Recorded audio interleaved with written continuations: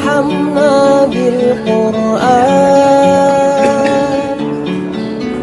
واجعله لنا إماما ونورا وهدى ورحمة. Tentang persoalan yang berkaitan dengan hijab, kemarin sudah ada 4 macam hijab,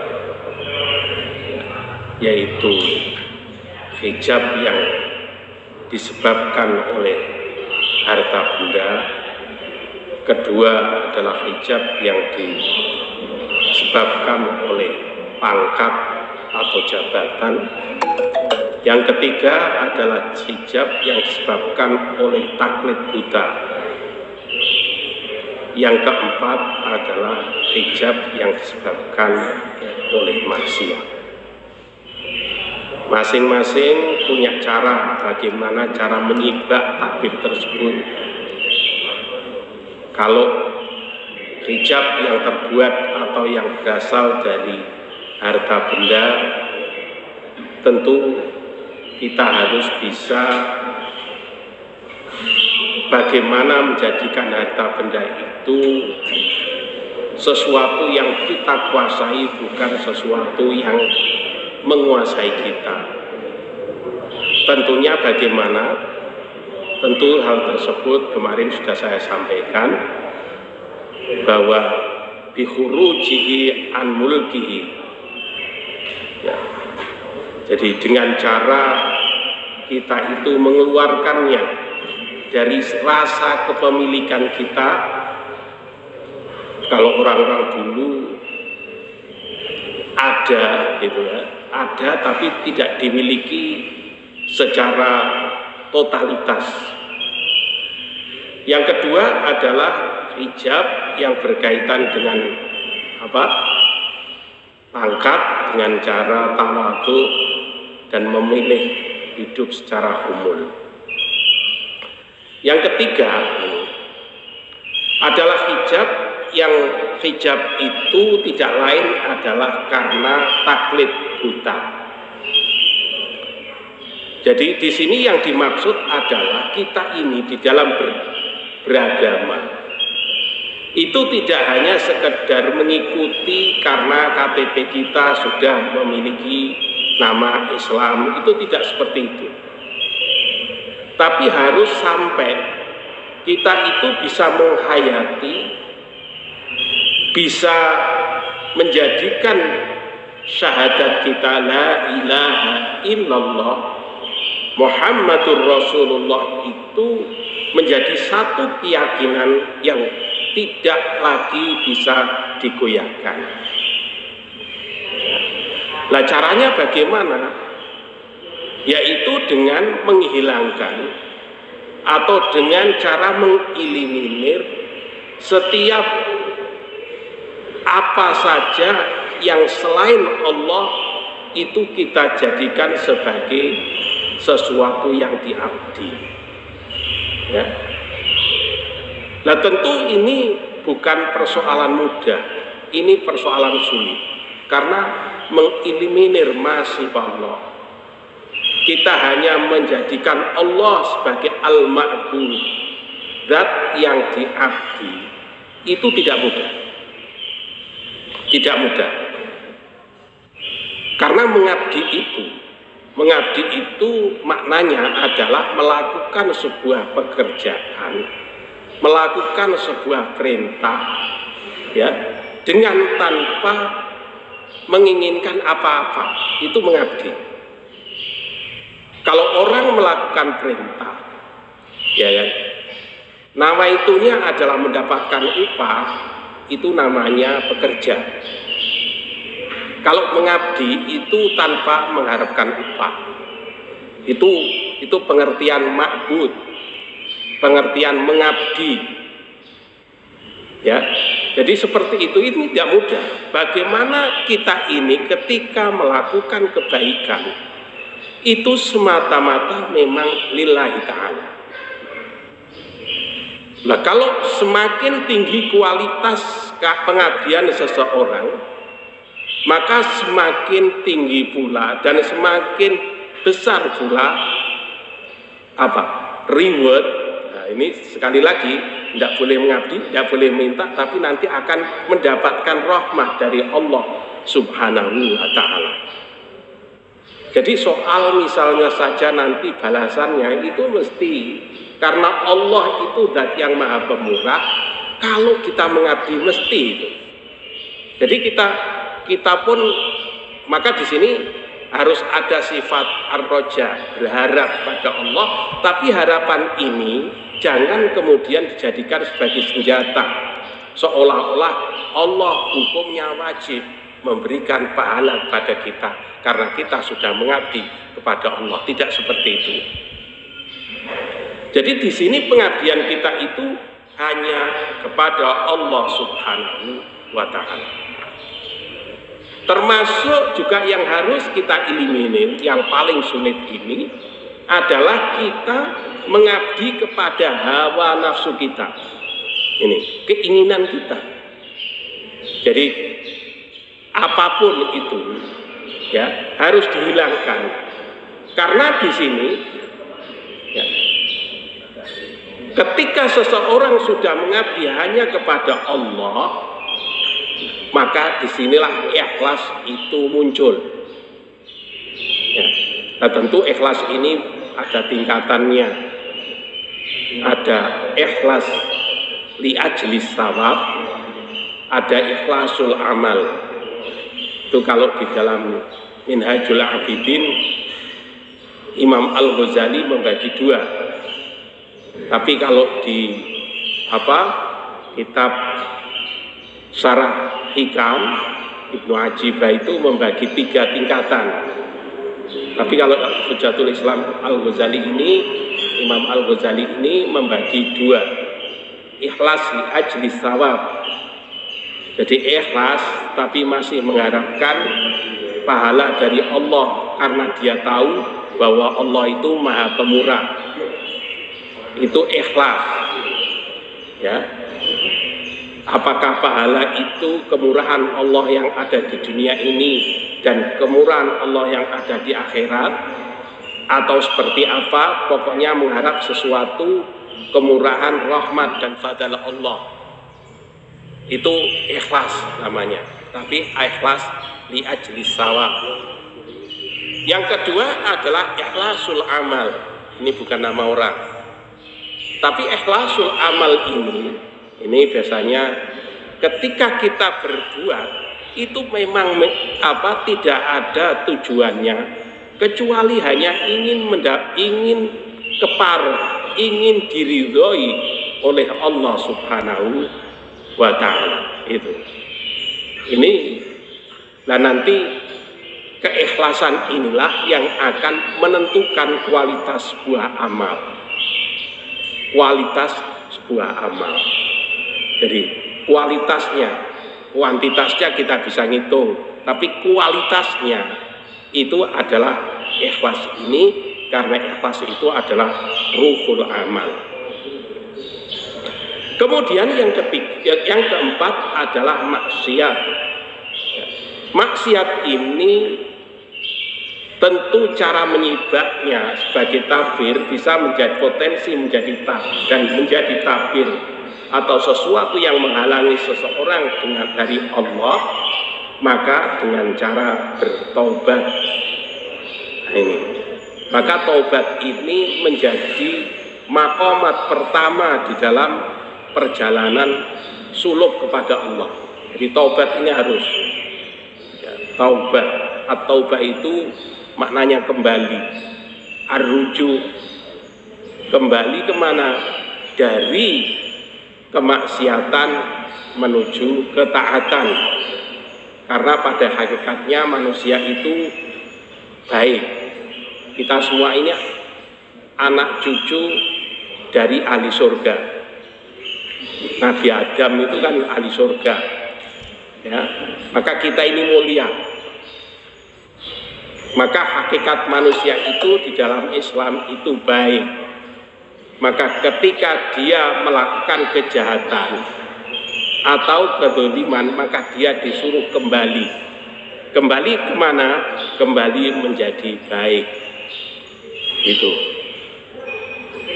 Ada lagi taubat kembali dalam artian dari yang baik menuju yang lebih baik, itu juga taubat. Ya, maka ada istilah at-taubatu minat taubah, ada semacam itu. Sudah baik, tapi dari baik ini ditingkatkan menjadi lebih baik. Nah, kemudian ada yang tinggi lagi, yaitu dari yang lebih baik menuju semata-mata karena Allah Subhanahu wa Ta'ala. Sekarang adalah kalau kita sudah berupaya untuk menyibak atau menghilangkan hijab-hijab yang ada tersebut, maka kemudian langkah apa selanjutnya yang harus dilakukan oleh seseorang yang menginginkan takorrub atau melakukan suluk, ya, suluk itu berjalan menuju mendekat kepada Allah Subhanahu wa Ta'ala. Maka di sini selanjutnya adalah sebaiknya disarankan mencari pembimbing. Nah ini soalnya kalau nggak melalui pembimbing sebenarnya bisa, tapi sulit. Ada satu kitab yang menerangkan tentang kalau kita mau melakukan secara mandiri, itu dijelaskan di dalam kitab Minhajul Abidin. Jadi ada etape-etape yang harus dilakukan, ya. Dan ini apa namanya? Kalau seseorang itu, ya, kemudian melakukan sendiri, ini memang etape-etape ini tidak mudah. Karena banyak belokan-belokan, banyak rintangan-rintangan yang dilalui, yang harus dilalui, dan bahkan banyak hal-hal yang kadang-kadang menipu ketika kita sedang berjalan mendekat pada Allah ini. Maka di sini Hujjatul Islam Imam Al-Ghazali mengatakan bahwa kalau kita sudah membuka tabir tersebut, itu ibaratnya orang sudah menghilangkan hadas, ya, apakah hadas besar atau hadas kecil, maka selanjutnya carilah imam untuk apa? Untuk diikuti. Ini, dan ini yang sulit, ini mencari imam ini, ya. Kalau namanya gampang, imam yang seperti betul-betul bisa jadi panutan dan dia bisa mengarahkan secara baik, ini perlu ada proses. Tidak asal ngangkat mencari imam kemudian mendapatkan dan lain sebagainya. Nah, di sini maka fakadzalika al-murid yahtaju ila syekh wal ustad yaqtadi bi la mahallata. Oleh karena itu seorang murid butuh kepada seorang syekh atau guru yang guru itu diikuti la mahallata secara pasti, liyahdihi ila sawa'is sabil. Lah syekh ini tujuannya apa? Memberikan petunjuk kepada jalan yang benar. Jadi ibaratnya ini harus mencari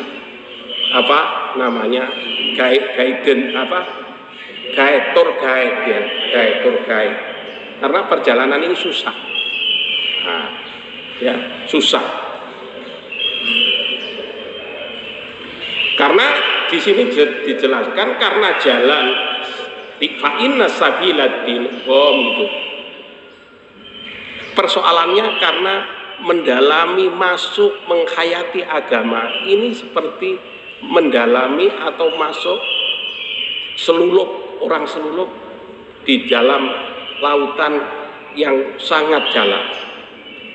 Wasabilu syaiton kathiratun zahiratun.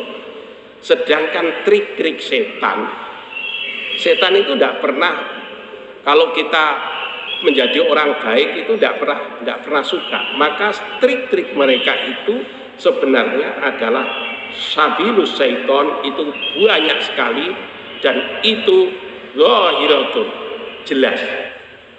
Jadi gampang setan itu. Ketika kita misalnya mau sholat, itulah nanti ajalah sholat.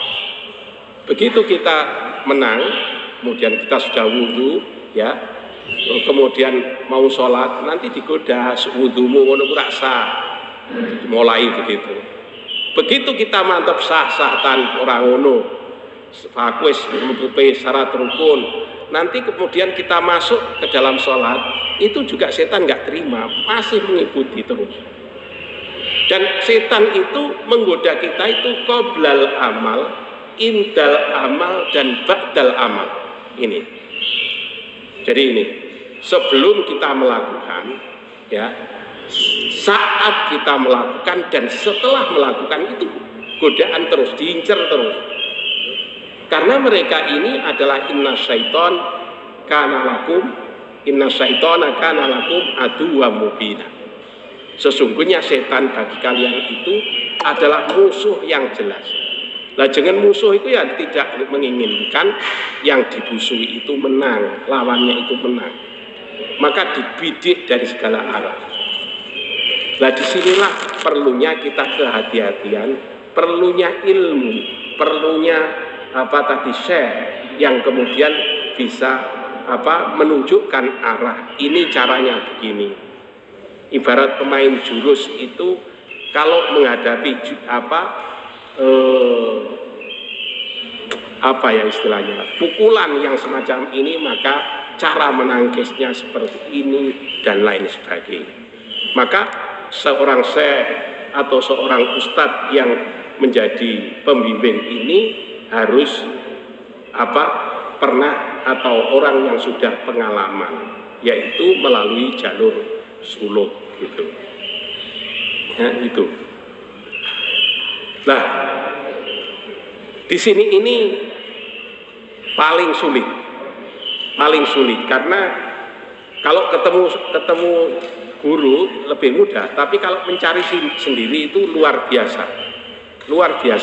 Kita butuh effort atau upaya yang luar biasa. Kalau tadi saya jelaskan bahwa saya singgung tadi ya, di dalam Minhajul Abidin itu paling tidak etapenya itu ada 7 etape. Ini mulai dari aqobatul ilm. Pertama harus memiliki ilmu wal ma'rifah, itu harus punya.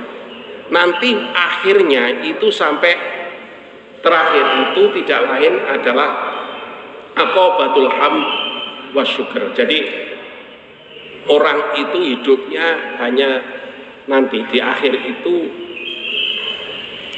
alhamdulillah syukur. Urip iki mung anane ku yo muji maring Allah dan syukur. Itu etapenya. Tapi nanti di tengah ini banyak rintangannya. Sudah luput di sini, nanti diserang sini gitu. Maka di sini kalau kita hanya mengandalkan ilmu kita itu seberapa? Kalau dibanding dengan kecerdikan setan, kecerdikan iblis yang mereka itu tidak pernah mati, matinya nanti. Berarti pengalamannya itu jauh lebih luar biasa dibanding dengan kita. Maka kalau kita hanya mengandalkan ilmu kita kewalahan. Maka caranya tidak lain adalah kita harus berlindung. Berlindung kepada apa? Berlindung a'udzubillahi minasyaitonirrajim. Hadirkan Tuhan. Kita berlindung dengan nama Allah, dengan Allah dari godaan setan yang tertutup. Itu. Astaghfirullah Rabbal baraya, Astaghfirullah minal khataya, Astaghfirullah Rabbal baraya, Astaghfirullah minal khataya.